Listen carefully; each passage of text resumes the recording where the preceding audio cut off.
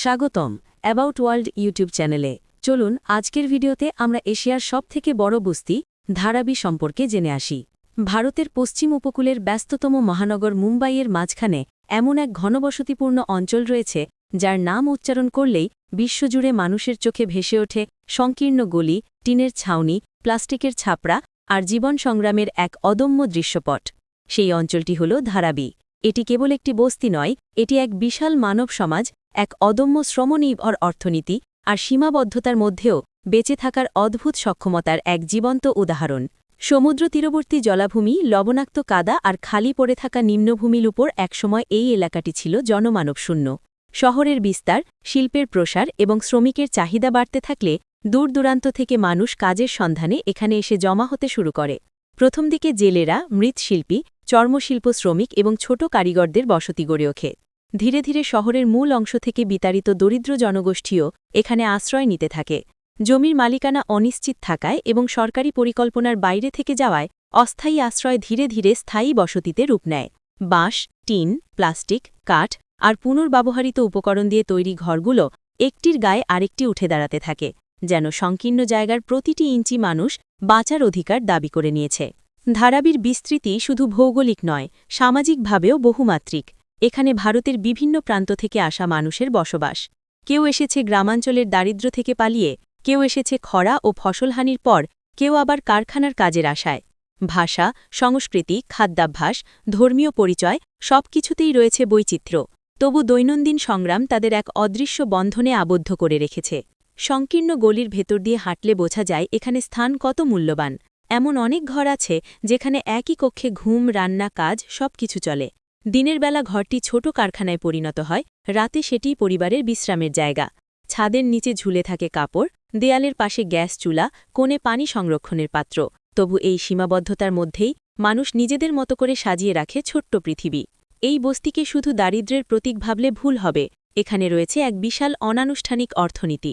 চামড়াজাত পণ্য, মাটির তৈরি বাসন, পোশাক, পুনর্ব্যবহারযোগ্য প্লাস্টিক প্রক্রিয়াকরণ, বেকারি পণ্য, ছোট কারখানার উৎপাদন, এসব কার্যক্রম ধারাবিকে একটি কার্যকর উৎপাদন কেন্দ্র হিসেবে গড়ে তুলেছে। ভাঙাড়ি সংগ্রহ করে পুনর্ব্যবহারযোগ্য উপকরণ তৈরির কাজ এখানে বিশেষভাবে গুরুত্বপূর্ণ। শহরের বর্জ্য এখানে এসে নতুন জীবনের রূপ পায়। ভাঙা প্লাস্টিক আলাদা করা, ধোয়া, গলানো এবং নতুন পণ্যে রূপান্তরের প্রতিটি ধাপ শ্রমঘন এবং দক্ষতা নির্ভর। ভোরের আলো ফুটতেই এখানে জীবনের ছন্দ শুরু হয়। সরু গলিতে চা বিক্রেতার হাঁক শোনা যায়, শ্রমিকরা কাজের প্রস্তুতি নেয়, শিশুরা স্কুলের ইউনিফর্ম পরে বের হয়। অনেক পরিবার শিক্ষার গুরুত্ব উপলব্ধি করে সন্তানদের স্কুলে পাঠাতে চায়, যদিও আর্থিক সংকট তাদের পথরুদ্ধ করে। তবু আশা ছাড়ে না তারা।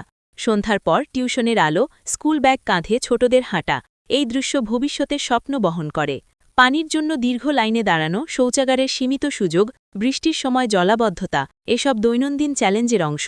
বর্ষাকালে ছাউনির ফুটো দিয়ে পানি পড়ে, মাটির মেঝে কাদায় ভরে যায়। তবু মানুষ প্লাস্টিকের শীট টেনে, কাপড় গুজে, নতুন করে মেরামত করে আবার জীবন চালিয়ে যায়। নারীরা এখানে অর্থনৈতিক কর্মকাণ্ডে গুরুত্বপূর্ণ ভূমিকা পালন করে। কেউ ঘরে বসে পোশাক সেলাই করে, কেউ খাদ্য প্রস্তুত করে বিক্রি করে, কেউ পুনর্ব্যবহারযোগ্য উপকরণ আলাদা করার কাজে যুক্ত। পরিবারের আয় বৃদ্ধিতে তাদের অবদান অপরিসীম।